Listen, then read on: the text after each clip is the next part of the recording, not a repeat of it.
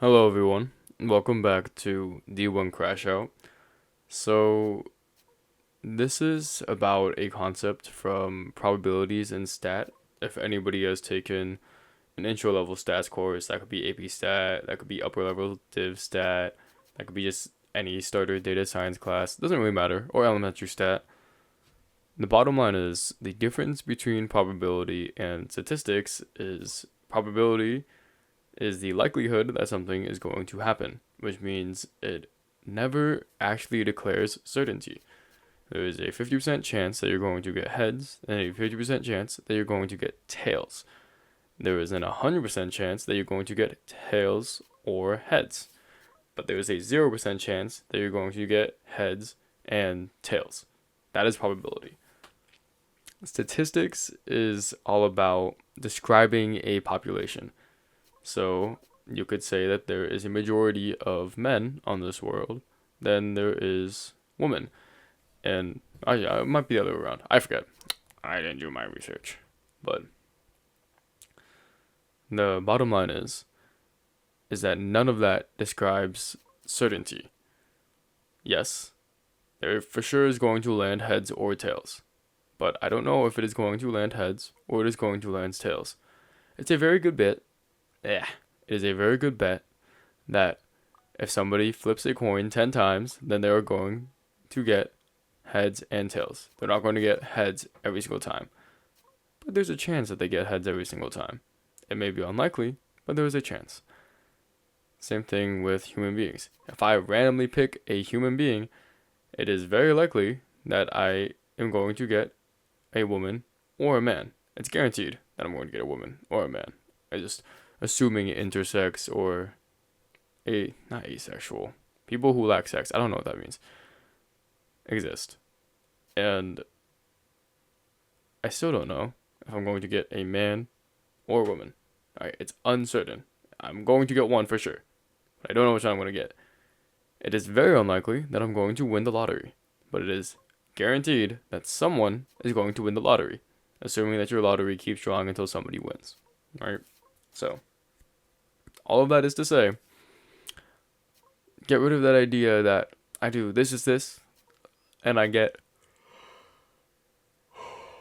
We're gonna keep the yawning because it's now 5 in the morning, and you're gonna get results. I'm fit this procedure.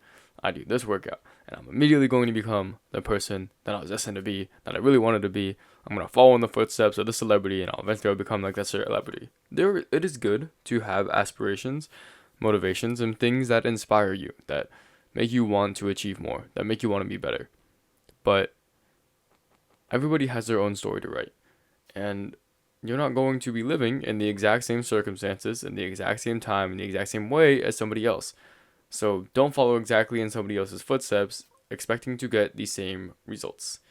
Right? Life is not an experiment in the sense that we have isolated a variable and that this one trick is going to get you everything that you want in life.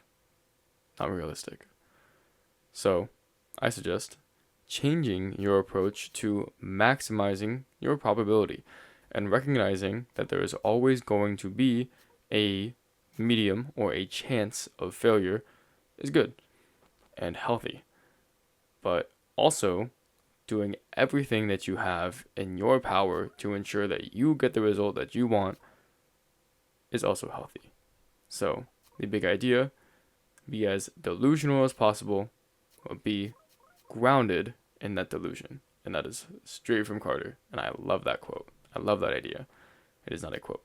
I made that up. But the general idea is that shoot for the stars, and maybe you will land on the moon. Maximize your odds for success, and recognize there is always failure. That is called managing your expectations, and it ensures that you are not going to be disappointed. You might be disappointed. I don't think a lot of people like losing or failing or straying away from their goals, but it's normal. I just made a video about mistakes and how they are costly and how they're always going to cost something, and it's true that mistakes do always cost things, and that is a risk that you take on for a potential reward. Econ explains a lot of people's rationale of their decision making. Very, actually, good concepts too. think about was a good class for all you seniors in high school, or any econ majors out there, or gen eds that are econ for whatever reason. Bottom line is, you want something in life, you take a risk. You want to get somewhere in life, you maximize your odds for getting there, whatever that may be. If I want to become stronger, I'm going to work out, I'm going to eat well, I'm going to sleep well. I am going to maximize the chances that I gain muscle. Might not happen. There's always a chance that you have that degenerative disease, or maybe your sleep quality sucks, or maybe you just aren't eating as much as you think you should. Or, sorry, as much as you actually need. But if you take all the right steps, surely you'll get results. Very likely, very probably.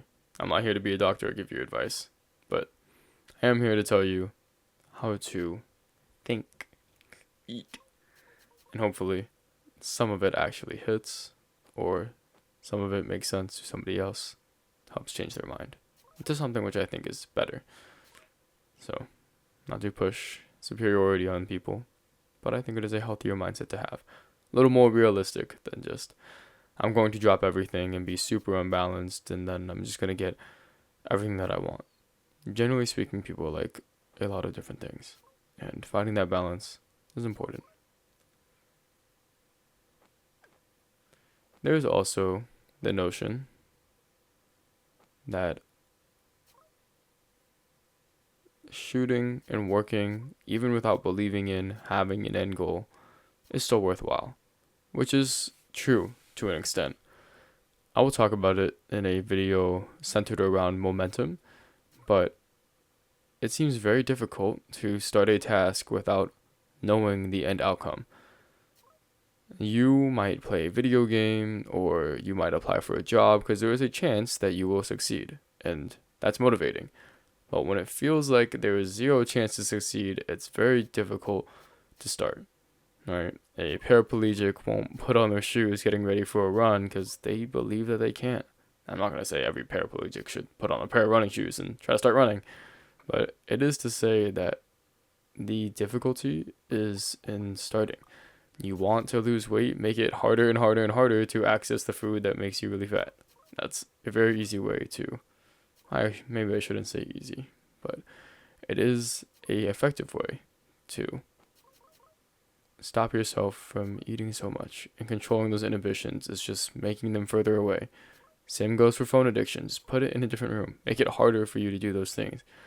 If you want to get in shape, find a gym that's easy or nearby, or doesn't cost a lot of money, something which makes it easier for you to access it. Less intimidating. That is a whole thing, Planet Fitness. So, even though there is not certainty, people have no problem balancing risk. And that is the second half of this idea of, I may not know that this thing is going to work out for me, but I'm going to try. It's easier to do when there is less risk. That might be self-explanatory. But it is to say that if you can manage your risk, things might get easier. There is a health disparity between people who are rich and people who are poor. The fast food, the junk food lasts forever, and it's abundant, so it's cheap. And it doesn't necessarily make you healthier. This is fresh fruit, and I'm not going to go into the organic bucket because GMO foods aren't as bad as people think. A lot of people are looking into it as mass hysteria, and there is something to say that organic food isn't necessarily better than GMO food. I actually advocate for GMO food being better than organic, but that is neither here nor there. The other idea is that for people who are richer, it is easier to access healthy foods, and rich people tend to be healthier than the really, really, really poor people who can't afford to eat any better. And that is a saddening reality. Same thing with getting care in America, the health insurance. There is a disparity, and is, quite frankly, brought on by wealth. It is easier to get a job if you have good references and an in, and you also are really well involved in the company. at least in terms of their products or their design or their values. And that should also be self-explanatory. You're taking less risk because it's more likely that you're going to succeed, and it makes it easier to do those job applications. What I am telling you is be delusional, because you never know when you're going to be able to get your foot in the door. And it depends on how you want to look at it. Oh, I never know when I'm going to fail, or I never know when I'm going to win. But the risk factor, and I say this especially for job applications, is so low. Yes, you're putting your information out there, but the way that they have to handle the information is very explicitly defined in the TOS. If you're filling out a Google form, be suspicious. Not here to give you cybersecurity advice either. I think I do some pretty unethical things for outreach, but do put yourself out there and take that risk, and you're going to face a lot of failure in your life, and that is completely normal. And you're going to pursue things that may not make sense, and they may not merit immediate results. And this ties into another gambling idea of time in the market is always going to be better than timing the market, in which consistency and patterns and stuff that actually matters and lasts takes time. That means just start and try something. And it's a lot easier to start motivationally if you actually enjoy the thing that you're working on, if you actually have a passion for it. So you have your risk, you have your motivations or your passions, right? It's easier to do things that you already like. And you also have this sentiment of maximizing your probability, which also kind of just has to go with risk. And those three factors are going to be your driving factors of what actually motivates you to do things and what actually helps you do things a little bit easier.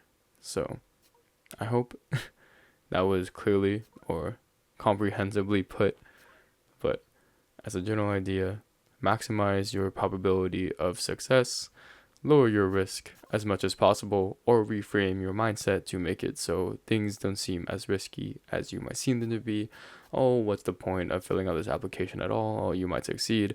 And bottom line is you get to put your name out there, you increase your visibility for yourself as a brand, and plus you get better at filling out job applications. So that is at least how I have been seeing filling out a lot of job applications and getting ghosted a lot on the regular. And finally, drive your life around your passions. I don't want to be so hokey dokey as, oh, life is too short for you to be sad and not actually do the things that you want to do. But it is true that it's easier to do things that you actually like. And being up late at night and talking blankly to my computer and motivating myself to actually make these videos despite being very, very, very tired is easier to do because I do genuinely like talking and putting my ideas out there and practicing organizing my thoughts. And those things make things a little bit easier to do. People with a really big following find it harder to post because they feel more intimidated, more judged. For me, I just put out slop, and it's really easy to just click export, and also helps that I upgraded my rig. So I don't know if that gives you very good ideas about how to balance motivation, risk, and this gambling mindset. But again, you never really truly know. So you don't know until you try. Only one way to find out. And go maximize those odds. So just a matter of perspective. Whether you see things as an opportunity to fail, you see things as an opportunity to succeed, or a mix of both. However you eat your cake, make sure you slice it in a way that works best for you. Okay. No more rant. Have a nice night, or day, or whatever. Thanks for listening. Bye-bye.